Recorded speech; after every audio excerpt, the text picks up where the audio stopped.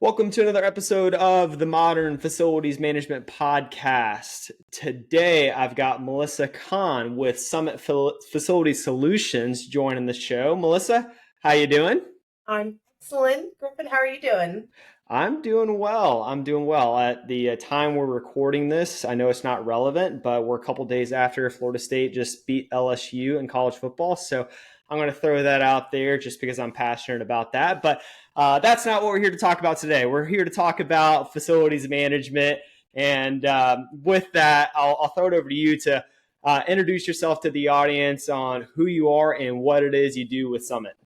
Well, first of all, let me just say that I went to UConn, so I'm a Huskies fan. Okay. So college football is a little delicate for me, but congrats to the victors. Uh, Hi, my name is Melissa Kaan. I am the Vice President of Business Development with Summit Facility Solutions. I've been in the facility management industry for 10 plus years, had a lot of really amazing experiences, and learned a lot along the way. Fell into it the way most people do, which is completely by accident. Mm-hmm. I feel like most people don't know that this industry exists until you're actually faced with a job. So I'm excited to talk today and just kind of have a rap session. Yeah, no doubt. And that's, you hit it on the head there, where it seems like everyone we talk to in the industry is like, yeah, I kind of just had a job and ended up being good at that job and took on more responsibilities. And when upper management saw I could solve problems, then they just threw out a lot at me and decided to call me a facilities manager. So Yeah, that's very common story here. exactly how it happens for pretty much everybody. Yes. Well, that's changing, and that's a topic for another day. But really, the core theme of today is really talking about what you guys are doing over at Summit Facility Solutions, with you guys taking on clients, and really, from my understanding, and I'll let you, the expert, explain it in more detail, but creating custom plans to help with both the cleaning, commercial cleaning, as well as overall facilities management. But why don't you provide a little context on what it is Summit does? Okay. If I went super high level, Summit will do it all. All right. Turnkey solution. Everybody says that. Um, but overall, we started out a few years ago as primarily a janitorial company, focusing on what it took to keep it clean. Over time, COVID really heightened the importance of janitorial. I think that nowadays you look at a space and you don't think about, does it look aesthetically clean? It has to be, you know, physically kind of in that realm of perfection, because we live in a world now where dirty equals sick. So Mm-hmm. um, that really primed the team to say, okay, so we've mastered this, right? How do we continue to expand? And that's where I got invited on to join Summit, to expand into maintenance and construction. So we're offering everything from your basic facility management to construction projects, your rollouts, your remodels, refreshes, overall tenant improvements, and that comes with all those reactive things. I mean, I always say it would be great to just build a building and kind of walk away, but then you wouldn't have a job and facilities wouldn't exist. So Right. we're all kind of fortunate that even though it's a little bit negative, these are problems that we kind of want to have because we want to solve them. So I basically have been, tasked with creating that environment for our clients and any new clients to invite them to really enjoy a customized approach, a really partnered approach to facilities management. And I think that that's what we're doing a little bit differently. Yeah, and you mentioned the P word, partner. That's so very important, and especially as you are trusting an organization like Summit to go in and really be that resource for ongoing maintenance, but also the emergencies, which we'll touch on here in a bit. But you mentioned the custom piece of this, and that is an approach where I think anyone that is looking to outsource, you want to make sure that it fits your needs, and it's not just a one size fits all program that is copy paste across that organization's portfolio. And so when you talk about custom program, let's start out from the beginning on what exactly you mean by that customization and what goes into creating that custom program. It's a great question. And it's a great question because legitimately it's it's not a one size fits all. So I feel like when you're, especially in my case as an aggregator, sort of the intermediary between what happens, on the level with the site and the vendors all the way up to the corporate office, you have this space to create something, and a lot of it can be very cookie cutter. Realistically, what do we have going on? We have a problem. We have something that's broken, something that needs to be installed, something that needs to be repaired, replaced, what have you.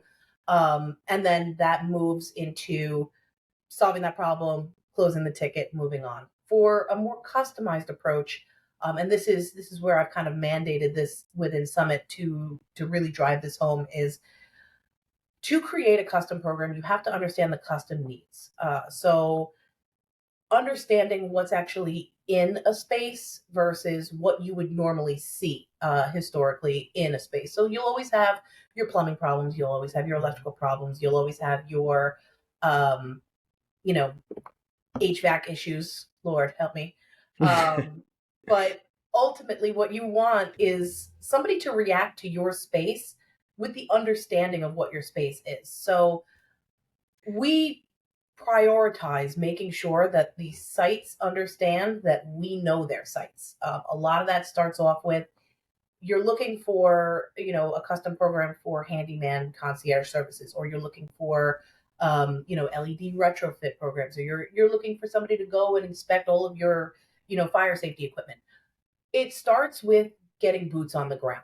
I think that everybody in the industry wants that connection for their sites. They want their managers, their store staff, their customers to feel like if we're coming into the space, we're engaging with the space and not just the opportunity to be transactional. We're forming something that is a lot more meaningful in terms of what you actually need. If you sit and you collect data from taking work orders, eventually you'll build a historic understanding of what a customer needs. But if you preemptively, kind of pass the buck to your team to say, we're going to take this over for you. We're going to help you to invent this and understand the best practices, understand what's in the space. If you're a restaurant, what's your hot side? What's your cold side? Are you using Turbo Chef ovens? Are you do you have quarry tile in your kitchens? What are the solutions going forward? If you're in an industrial site, are you doing polished concrete? When's the last time that you did a site walk for cracks and crags and decomposition in the concrete? There's all of these things that build the foundation for what you want to present as a program, because nobody wants to spend facility dollars if it's unnecessary spend. Mm-hmm. I think first tier maintenance is a really, really important approach. Um, and that first tier starts with getting eyes on site, understanding what the needs are, understanding what the site looks like, what it has, all the components, and then you can start to put together a program that works. You just listed off 20 different things that people could be thinking of. But I think that's important to call out because it's difficult, as with any consulting, it's easy to go in and say like, oh, well, are you doing the obvious? But in the day in and day out, it's difficult to see, the forest through the trees. And I'm curious if that's something where you find that to be pretty common, where it's not this revolutionary solution to a problem. It's just like a simple question because you're not there up until the point where you do have boots on the ground. Is that common? Absolutely. Absolutely. A store manager, they take pride in their sites, right? But their job is not to maintain the facility itself. Their job is to manage the operations of the store. A component of that is facilities, but it's not the total component. And things are often either overlooked or missed or downgraded when they should be upgraded, or upgraded when they really should be downgraded, in order to meet the needs of what that perspective is. Again, it really comes down to the perspectives. And when you get into aggregating, you've got your store managers, you've got your customers, you've got your vendors, you've got, the corporate office, you have us. No one person's take on a situation is necessarily wrong, but you want to bring in the expertise to guide somebody to a solution that's either the most cost effective, the fastest, or the best quality. There is that facilities Venn diagram of perfection, right? You want it done fast, you want it done cheap, and you want it done great. And a lot of people say, like, you can only really have two of the three. If you want something done wonderfully and, you don't want to pay a lot for it, you may have to wait. Or if you want it done fast, but, it has to be high quality, it's not going to be cheap. Hmm. So ultimately, providing this preliminary program where you're obtaining all the information, you're obtaining all the specifications, dimensions, all those items, and then understanding what's important to the corporate office as well as the sites, you're going to be able to eliminate that and try and aim for that triangle every single ticket. But I think that it is easy to overlook certain items if it's not really your day-to-day job. So there's a lot of really great things that come into creating a program because you can also help not only to manage the expectation, but to manage the knowledge too. Right. I feel like being able to interact as just as human beings, you have the opportunity to create something every time. And it may seem really small in terms of, what we do as people in the world, but I think that, helping a building, which is like a living, breathing thing to function properly, that can be a really impactful thing for everybody involved. Sure. And I think that goes into the next point of benchmarking, because again, being in your own single building or portfolio, you're in a sense limited to that. Right. And you don't see different industries and different buildings across the country, with different climate, different issues, different solutions that you might not be thinking of. And I think that's where that consultant mindset comes into play, where you do have that different perspective. And so, you guys have the ability to benchmark and provide those different benchmarks. What, I guess, talking to different KPIs there, what do you really drive home, at least to have a foundation of KPIs to start tracking? I mean, reporting is sort of the name of the game, right? Because we're in this world that everybody can offer technology, and that's what everybody's looking for. They're looking for your data automation. They're looking for, as you said, KPIs, SLA management. Uh, I think that one of the KPIs that we personally at Summit drive home is how much are you interacting human being to human being. So going back to the old days of picking up the phone and having a conversation, we want to make sure that we are touching the sites. That's a very important KPI. We're communicating with them. We are letting them know schedule dates. We are making sure that they're happy with services. That's a really important KPI is what is the field feedback. Um, Another KPI, but I think that this is across the board in our industry right now, and it's just getting more and more important, is first time completion, right? Mm-hmm. We want to be able to get in, solve the problem, get out. Understanding the sites, that lends itself really largely to nailing that KPI and really going above and beyond. Um, Another really good KPI, obviously, is cost. With a program, and some of them can be, maybe you bundle tickets or you defer services so that way you can, sort of batch everything together. Ultimately, that's going to provide a cost savings. You want to be Mm-hmm. able to show something that's quantifiable. What we provide is really a soft service. Even though we're getting technicians into the field, what we provide is, that middleman approach of, we're going to make sure that we're collecting everything so that you have one phone call to make, but everybody needs to be in the know for that. So understanding that and driving that home as a very probably the top KPI, that's going to have the trickle down effect where all of the other reporting starts to really look beautiful and clean when you're addressing that. Sure. And I mean, we could have an entire conversation on different KPIs and how they vary from industry to industry. And so I think that's the key point there, is at least having that solid foundation and knowing what is going to have the biggest impact.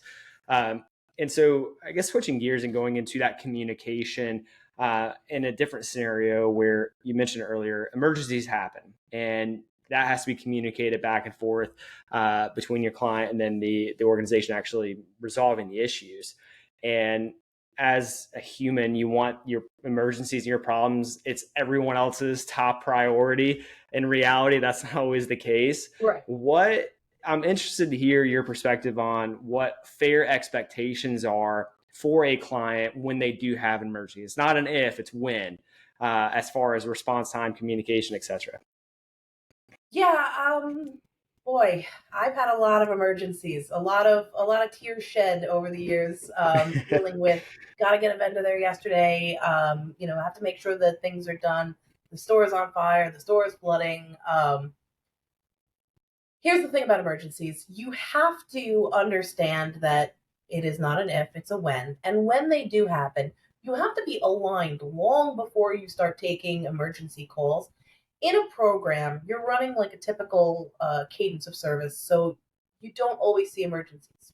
That is sort of outside of the box of when you say I'm going to set up this recurring service or this bundled program. But then if you want to be that full service provider, you need to understand that emergencies are going to happen.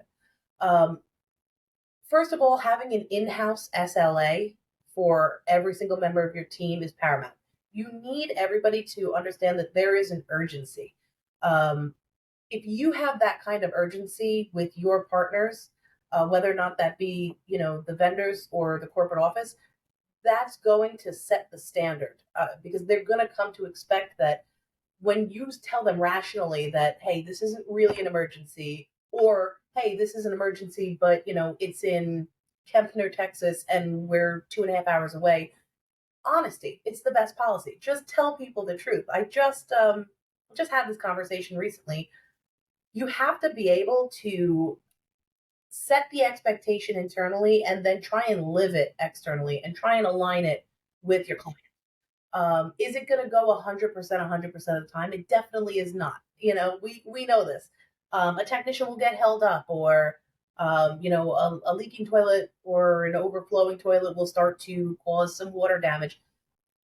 You have to prioritize what you can prioritize, and you have to control the controllables, right? So falling in line with what they need. I mean, an emergency usually, to me, historically has always meant pick up the ticket within 15 minutes and be on site within 2 to 4 hours, right? But helping your team and your client to understand what that is and what that means, that's going to go a long way. And I think the most important part is also having a really great network of providers that you can count on. Whether or not that's an in-house team that you work with. I mean, Summit has self-performing vendors. We also aggregate, so we do have that hybrid model. And over time, we've seen that you can get the same service that you would have with a self-performer, as you would with an aggregator. And the key to making those relationships look the same is the communication and the field treatment. You know, you're putting skilled labor, and right now finding skilled labor, it's a tough thing. I feel like we could have another full conversation about No labor kidding. shortages and all that good stuff, but you really want to make sure that the relationship that you have with your vendors is just as important as the one that you have with your clients, because you want that representation of you when you're aggregating to be the absolute best case scenario. Because when you establish that trust, you also build that relationship around, okay, so when those things do happen and when something does go wrong, there's going to be a collaboration rather than, again, a transaction. And that's it. There's no point in having a partnership if that's all it is. Yeah, no, and that certainly makes sense. And it's just, I feel like disappointment is just due strictly to poor expectations being set on the front end. And the irony in this industry is how proactive, we preach preventative maintenance and thinking ahead and planning for the worst case scenario, having a plan B, C, and D. And yet having the expectations up front just seems to be thrown out. And so just making sure that you're on the same page from the get go. I mean, that just is imperative. The I think the issue when you're first starting out with a partnership is the development of complacency. So when you first, have this trial run, I like to say that the first like 90 days is usually the learning curve phase, where that's where you should make your mistakes, because you have to learn. You have to learn what your partners like, how they like to be communicated with. Some people want you to speak to the site. Some people want you to only schedule through them. Some people want you to be there in 2 hours and not 4. If you can't honor that, you have to be upfront. Understanding all of that and putting that all into play and into action with your clients, that's that's going to set you up to avoid all of those issues, because you can't overpromise and then underdeliver, right? put your best foot forward, understand that you're not going to be all the things to all the people, and understand where you are strong and where you are weak, and then slowly develop that over time. Any program that you do put in place should be piloted with a smaller number of stores. If somebody says we could take your whole portfolio and we're going to rock it, you know that that's immediately grounds for dismissal, because they can't. Nobody can. That's why Mhm. there's more than one management company. That's why there's more than one restaurant. No one person makes everybody's favorite taco. One could Right. make the argument that they have their favorite, but it's always going to be a different preference. Again, perspective. Sure. Right, and you leaned into it a little bit, but outside of that communication, what advice would you give a facilities manager that's looking at different partnerships and considering this route? Um, what would be a good starting point outside of what we talked to already? Well, gosh, that's it's always tough because the market is very saturated with facility management companies, facility management teams, in-house, out-house, sourcing, procurement. There's so many different things. I think that the advice that I would give somebody if they're starting to shop is have your conversations about capabilities, but don't let somebody pitch you. Everybody wants their piece of the pie, but there's enough food at the table for everybody to eat. See who you connect with. See who makes the most sense for your portfolio. The same people who service, an industrial warehouse may not be able to walk into luxury retail and follow the same guidelines that are needed in facilities. Uh, who do you connect with? Who do you vibe with? Because realistically, you have to be working with these people all the time. You want to be able to actually use somebody as a partner, and not just a vendor that you throw a couple of bones to, and you know you go back and forth about pricing, you go back and forth about process, and then before you know it, you're out in the field looking for a vendor again. It's a long game.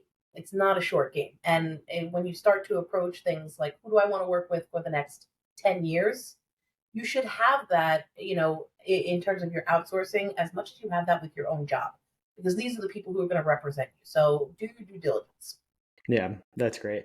Well, I do have one last question, and I ask everybody, Oh boy. but that is who or what has had the biggest impact on you and your career? Oh man. Um, hmm, that's a great question. That's a tough question. Yep. Um, I think about, like, there's it's like an Oscar speech. I have so many people to thank. Um, I don't have a red light back here, so just cue up the orchestra music while I'm thinking. I think to kind of get me off the stage.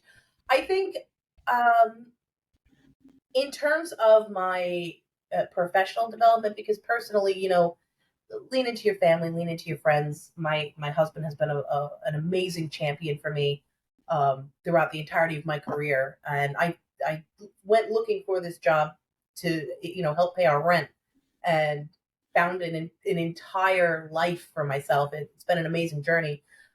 In terms of industry professionals, I'm going to give a shout out to Dan Ritchie. He does the Dale Carnegie training, and he taught me how to listen, and that is key to whatever you really do in this industry. Just open up your ears. Don't wait for your turn to speak when you're having a conversation. Listen, you're going to get a lot more out of it. So my hat's off to Dan. yeah, that's great. Well, Melissa, thank you so much for coming on and providing your perspective on the industry and telling your story. It's been great to have you on. And until next time, be good. Absolutely. Thank you so much for having me. I appreciate it. Take care.